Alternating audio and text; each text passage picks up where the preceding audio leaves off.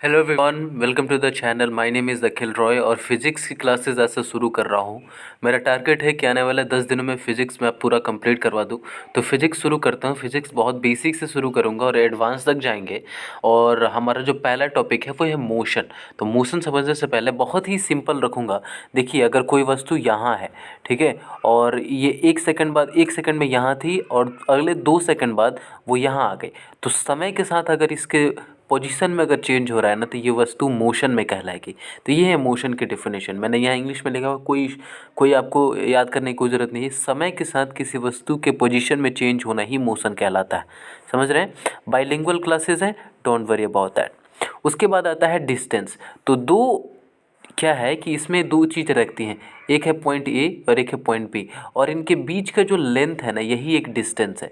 अब ये यहाँ भी अगर पॉइंट होगा तो यहाँ से लेकर के यहाँ का भी पॉइंट क्या हो सकता है, डिस्टेंस होता है। तो ये इसको हम कैसे डिफाइन कर सकते हैं? The length between two point is distance.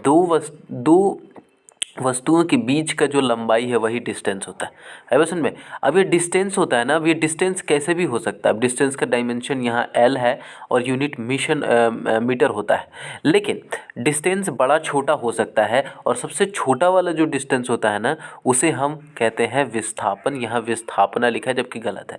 जैसे एक पॉइंट है, एक पॉइंट, अब यहाँ से यहाँ जाने के लिए मैं ऐसे जा सकता हूँ, यहाँ से यहाँ आ जाने के लिए मैं ऐसे जा सकता हूँ, लेकिन अब देखेंगे कि इस वाले पॉइंट में और इस वाले पॉइंट में, है ना, ज़्यादा दूरी तय करना पड़ रहा है। अगर मैं ऐसे शॉर्टकट मारूँ और ऐसे चला जाऊँ, तो सबसे कम डिस्टेंस इसी पॉइंट पे जाने के लिए, इस पॉइंट पे जाने के लिए मैंने 3 रास्ते अपनाए। तो ये बीच वाला जो रास्ता है ना, सबसे छोटा वाला रास्ता है। तो ये सबसे छोटा वाला जो लेंथ होता है ना किसी दो पॉइंट के बीच, वही है डिस्प्लेसमेंट। आया समझ में? तो ये याद रहना चाहिए। डिस्टेंस और डिस्प्लेसमेंट का क्या सीन रहता है, इनके बीच रिलेशन ये है कि हर एक डिस्टेंस जो होता है वो डिस्प्लेसमेंट से बड़ा होता है, लेकिन एक टाइम होता है जब डिस्टेंस डिस्प्लेसमेंट के बराबर होता है ना।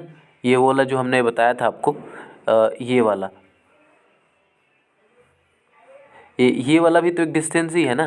तो ये डिस्टेंस इस तरीके से, तो displacement, distance by displacement is equal to greater than equal to 1। तो ये वाली आप याद रखिएगा, इसे, ये ज़रूरी है, ठीक है, ये वाला इंपॉर्टेंट है, इसे याद रखिएगा। उसके बाद हम चले आते हैं एंगुलर वेलोसिटी के साथ। अब एंगुलर वेलोसिटी क्या है, इससे पहले आप ये समझ लीजिए कि वेलोसिटी जो डिस्टेंस जो होता है ना, वो एंगुलर ये ऐसा सर्कुलर भी होता है ना। ये पॉइंट है तो ये भी तो एक डिस्टेंस है ना। अगर मान लो कि पॉइंट यहाँ से शुरू हुआ कोई और ये ऐसे घूम रहा है, तो इसने भी डिस्टेंस तय किया कि नहीं? तो इस डिस्टेंस के लिए हम फॉर्मूला कहते हैं 2πr, और जितनी बार ये घूमता है ना, इसको n बार कहते हैं। जैसे कहता है कि कोई एक चक्कर लगाने में 44 मीटर की गति, मीटर की डिस्टेंस तय करता है। तो बताओ 4 बार चक्कर लगाने में कितना डिस्टेंस होगा? तो 4 से मल्टीप्लाई कर देते हैं, वही n, ये 4 है असल में। तो ये तो चीज़ें हो गई आपकी सर्कुलर डिस्टेंस को पता करने के लिए। अब है एंगुलर वेलोसिटी। तो एंगुलर वेलोसिटी समझना बहुत आसान है। देखो, ये एक, जैसे कि आपको दिख रहा है, ये एक सर्किल है, राइट। अब इस सर्किल में हम यही देखते हैं, है ना, हम यही देखते हैं कि एक पॉइंट यहाँ था और यहाँ से ये शुरू हो रहा है। लेकिन आप गौर से देखिएगा, ये पॉइंट तो था और यहाँ से यहाँ तक जाने में उसने कोई ना कोई एक एंगल बनाया है। ये एंगल जो ही होता है ना, जो वो ही होता है एंगुलर वेलोसिटी। यानी किसी सर्कुलर पाथ पे, यानी किसी वृत्ताकार पथ पे, एक पॉइंट दूसरे पॉइंट तक जाने में एक खास कोण का निर्माण करता है। उस खास कोण को ही हम लोग कोणीय वेग कहते हैं। तो एक कोणीय वेग से ही वस्तु गति करती है। उसको हम उसका एक फॉर्मूला है ओमेगा। अच्छा, एंगुलर वेलोसिटी को ओमेगा से डिनोट करते हैं, omega is equal to theta by T.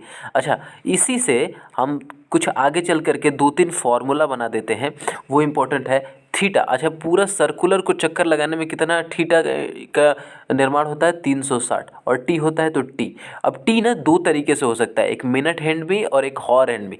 यानी घंटा वाले से भी बन सकता है, घंटा वाले से, मिनट वाले से भी हो सकता है, मिनट वाले से भी और सेकंड वाले से। इन दोनों से आपका एंगुलर वेलोसिटी निकाला जाता है, ठीक है। तो यहाँ क्वेश्चन आता है यहाँ कि एंगुलर वेलोसिटी मिनट हैंड और सेकेंड हैंड के बीच का अनुपात क्या है? तो ये 2π/60 मिनट होता है ना ऐसे।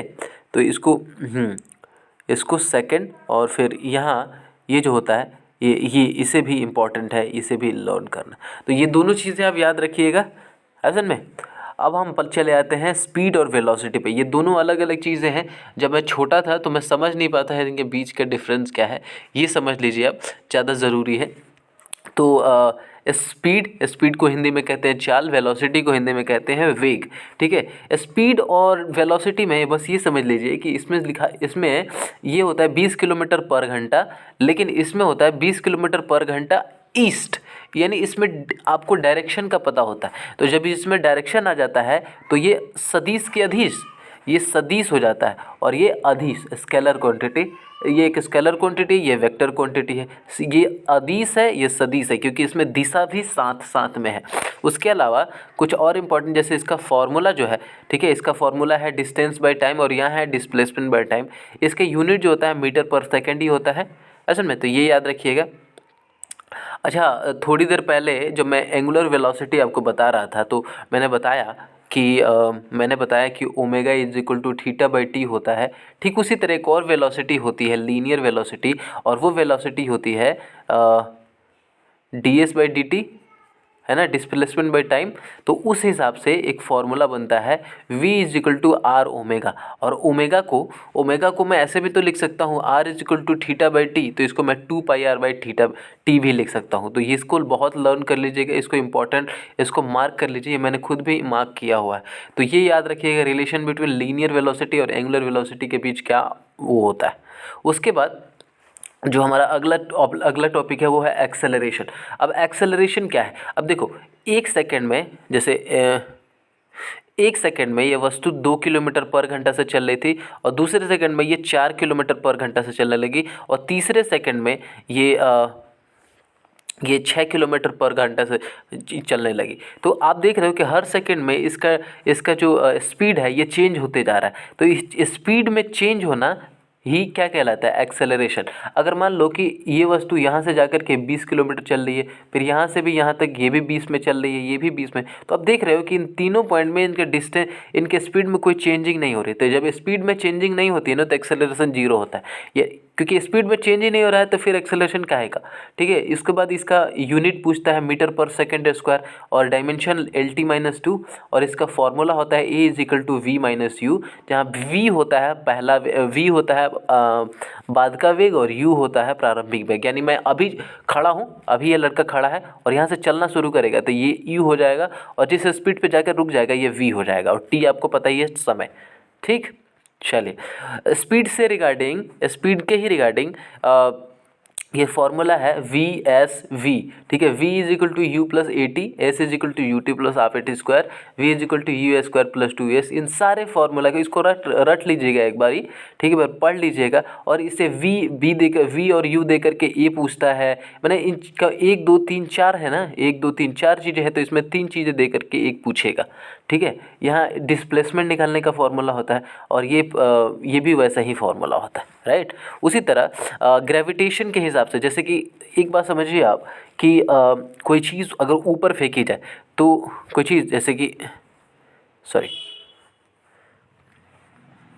कोई चीज़ ऊपर फेंकी जाए तो क्या है कि एक्सेलरेशन तो ऊपर लगता है लेकिन ग्रेविटेशन नीचे लगता है। तो ग्रेविटेशन के विरुद्ध में ये फॉर्मूला लगता है, तो ये भी याद रखिएगा, एक बार याद रखिएगा तो क्वेश्चन आएगा तो बन जाएगा।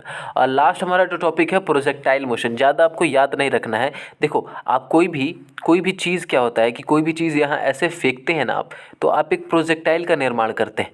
आपको अब ज़्यादा कुछ कॉम्प्लिकेटेड नहीं जानना है, क्योंकि आपके एग्जामिनेशन में कुछ भी नहीं पूछा जाएगा, सिर्फ पूछा ही जाएगा कि इसमें से कौन बड़ा होता है। इसमें 3 ही चीज़ हमें पढ़ना होता है, एक तो होता है हाइट, एक होता है रेंज, और एक होता है टाइम, कितना समय में गया। ठीक है, तो रेंज मतलब यहाँ से यहाँ तक कितना लगा, उसके बाद ये जो मैक्सिमम हाइट है ना ये पूछा जाता है, और यहाँ से यहाँ तक जाने में टाइम कितना लगा उसमें देखा जाता है। तो एच जो होता है ना वो बड़ा होता है, सबसे बड़ा। इन सब में स्क्वायर होता है, you square plus sine square theta plus 2g। Range वाला भी इम्पोर्टेंट है, क्योंकि रेंज वाले में ये यू स्क्वायर और साइन स्क्वायर जगह पर ये 2 थीटा हो जाता है और जी हट जाता है। उसके अलावा टी जो होता है ना, टी बहुत ही नॉर्मल होता है, 2u sin थीटा बाई जी। आप कंफ्यूज जाएंगे इसके वजह से, हर्ट से याद रख सकते हैं, हर्ट, हर्ट दिल सबसे पहले आता है, एच से हाइट, ये सबसे बड़ा होता है, सब में स्क्वायर लगेगा, आर इसमें नीचे वाले में हट जाता है और साइन में 2 थीटा हो जाता है, और टी वाला बहुत आसान हो जाता है। अब अगर फिर दूसरा क्वेश्चन आपसे ये पूछा जाता है इसमें कि अगर आपको मैक्सिमम रेंज प्राप्त करना है तो आप किसी चीज़ को कितने एंगल पे फेंकेंगे, तो उसका आंसर होता है 45 डिग्री। अगर 45 पे अगर फेंकते हैं तो सबसे ज़्यादा रेंज आपको प्राप्त होगा, ठीक है। उसके बाद तो आज के लिए मैं इतना ही रखता हूँ, ठीक है। आने वाले क्लासेस में मैं आपको फोर्स पढ़ा रहूँगा और बहुत सारी चीज़ें पढ़ाऊँगा। उम्मीद करता हूँ कि इतनी सारी चीज़ें आपको पता है। बाइलिंगुअली रखा है सारी चीज़ों को, थोड़ा थोड़ा नोट्स बनाइएगा और वीडियो को ज़्यादा से ज़्यादा देखिएगा, ठीक है। और आज के लिए बस इतना ही। Thank you so much. Video पसंद आए तो लाइक शेयर सब्सक्राइब और दोस्तों के साथ ज़रूर बता दीजिएगा। Thank you so much.